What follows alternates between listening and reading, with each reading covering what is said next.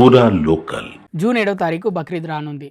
మరి మీరు బక్రీద్ అని పండుగ పేరు పెట్టుకొని మొత్తం గోవులను కోస్తారంట, బయట టాక్ నడుస్తుంది, నిజమేనా? ముందుగా ఈ రాబోయే బక్రీద్ పండుగ యొక్క శుభాకాంక్షలు నేను ముస్లిం సోదరులకు తెలియజేయాలనుకుంటున్నాను. అలాగే ఏ ప్రశ్న అయితే మీరు లేవనెత్తారో ఆ ప్రశ్నకు సమాధానంగా బక్రీద్ యొక్క పరమార్థం ఏమిటి, బక్రీద్ పండుగ ఎందుకోసం జరుపుకుంటారు, అలాగే దాంట్లో బలి కూడా ఇస్తారు, మేకను కానివ్వండి లేక వేరే జంతువులను బలి ఇస్తారు. ప్రధానంగా దాంట్లో ఇచ్చేది పొట్టెలు, ఆవు, ఒంటె ఇలాంటి జీవులను బలి ఇస్తారు. ఆ పరంపర ఎక్కడి నుంచి ప్రారంభమైంది, ఎక్కడి నుంచి అది స్టార్ట్ అయ్యింది, ఇప్పటి వరకు ముస్లింలు అలాగే జరుపుకుంటున్నారు అంటే అది ప్రవక్త ఇబ్రాహీం అలైహిస్సలాం వారు ఆయన వృద్ధాప్యంలో ఉన్నప్పుడు అప్పుడు ఆయనకు ఒక వారసుడు వచ్చాడు, ఒక బాబు పుట్టాడు అతనికి వృద్ధాప్యంలో. అప్పటి వరకు పిల్లలు పుట్టలేరు. దేవునికి ప్రార్థించి వృద్ధాప్యంలో ఆయనకు ఒక బాబు పుడతాడు. అయితే ఆ బాబు ఒక వయసు 8-10 సంవత్సరాల మధ్యలో ఉన్నప్పుడు అప్పుడు సృష్టికర్త నా దేవుడు ప్రవక్త ఇబ్రాహీం అలైహిస్సలాం వారికి కలలోకి వచ్చి ఒక కోరిక కోరుకుంటాడు. ఆ కోరిక ఏమిటి అంటే, ఓ నా ప్రవక్త ఇబ్రాహీం, నీవు నా కోసము నీకు అత్యంత ప్రేమైన ఒక వస్తువును నాకు బలిగా ఇవ్వాలి. నువ్వు నిజంగా నన్ను ప్రేమిస్తే, నిజంగా నా ఆజ్ఞలకు పాటిస్తే నేను చెప్పిన ఈ కోరికను నిర్వర్తించాలి అని సృష్టికర్త నా దేవుడు ఇబ్రాహీం అలైహిస్సలాం వారికి చెప్తారు. అప్పుడు ఆ ప్రవక్త హజరత్ ఇబ్రాహీం అలైహిస్సలాంకి అర్థం కాదు, అతిగా నాకు దగ్గర ఉన్న వస్తువు, అతిగా నేను ప్రేమించేది ఏంటిది అంటే నా కొడుకు, ఒక్కగానొక్క కొడుకు మాత్రమే, వానికి నేను ఎలా బలి ఇయ్యాలి అని ఆలోచించారు. ఒక 2-3 రోజులు అలాగే కంటిన్యూస్గా ఆ కళ అనేది వస్తూ ఉంది. అయితే అప్పుడు ఆయన డిసైడ్ చేసుకున్నాడు, సరే దేవుడు నాతో ఇదేగా కోరుకుంటున్నాడు, దేవుని ముందు నాకు ఎన్ని ఐశ్వర్యాలు ఉన్నా, నాకు ఎంతమంది సంతానం ఉన్నా కానీ నేను బలి ఇవ్వడానికి సిద్ధమే అని చెప్పి ఒక్కగానొక్క కొడుక్కి తీసుకెళ్తారు బలి ఇవ్వడానికి. మధ్యలో చాలా సంఘటన ఉంది, నేను షార్ట్గా మీకు వివరిస్తాను. అయితే బలి ఇవ్వడానికి ఎప్పుడైతే ప్రవక్త ఇబ్రాహీం అలైహిస్సలాం వారు ఒక చోట వెళ్తారో అక్కడ కొడుక్కి కూడా చెప్తారు. కొడుక్కి చెప్పకుండా ఏదో మభ్యపెట్టి తీసుకుపోలేదు. కొడుక్కి చెప్తారు, కొడుక నీకు నేను బలి ఇవ్వడానికి తీసుకెళ్తున్నాను అంటే ఆ కుమారుడు ఏమని ప్రశ్నిస్తాడు తండ్రికి అంటే, నాన్నగారు ఇది మీ ఆజ్ఞనా లేక దైవ ఆజ్ఞనా అని ప్రశ్నిస్తాడు. ఒకవేళ ఇది దైవ ఆజ్ఞ అయితే నేను సిద్ధమే అని కుమారుడు చెప్తాడు బాబు. అయితే అవును ఇది దైవ ఆజ్ఞనే అని చెప్తే డైరెక్ట్గా వెళ్తారు.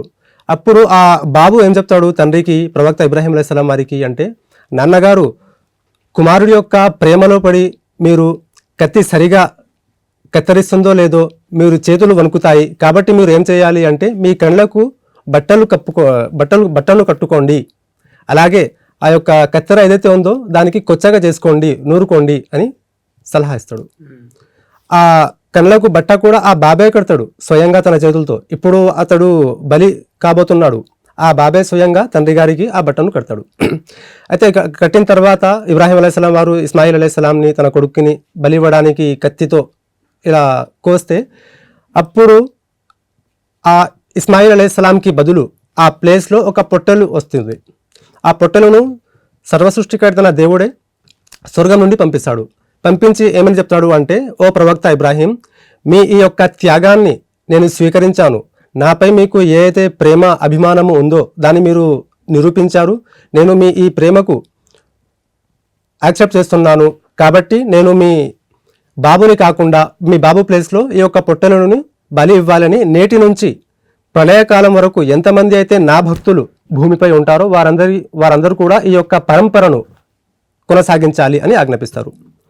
అయితే దీని వెనుక ఉన్న సందేశం ఏమిటి అంటే, దేవుడు అప్పుడప్పుడు మనం ఏ వస్తువుతోనైనా మనము ప్రేమిస్తున్నాము అంటే దైవ ఆజ్ఞ కోసం దానికి బలివ్వాలన్నా కానీ దానికి త్యజించాలి అన్నా కానీ మనము సిద్ధంగా ఉండాలి.